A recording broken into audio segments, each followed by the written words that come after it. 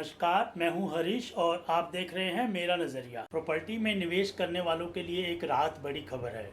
Budget 2024 में जो long term capital gain में प्रॉपर्टी की खरीद फरोख्त पर इंडेक्सेशन का जो लाभ समाप्त किया गया था, उसे सरकार ने वापस ले लिया है। लेकिन यह लाभ केवल 23 जुलाई 2024 से पहले खरीदी गई प्रॉपर्टीज़ पर ही लागू होगा।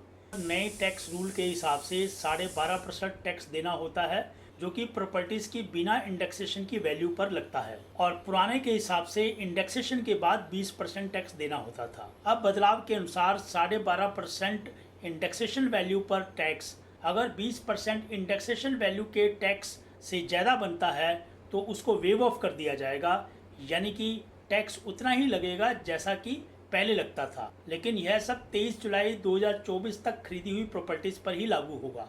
उसके बाद की खरीदी हुई प्रॉपर्टीज़ पर जो कि नया टैक्स का प्रावधान है, यानी कि इंडेक्सेशन के बिना ही जो टैक्स 12.5% है वही लगेगा।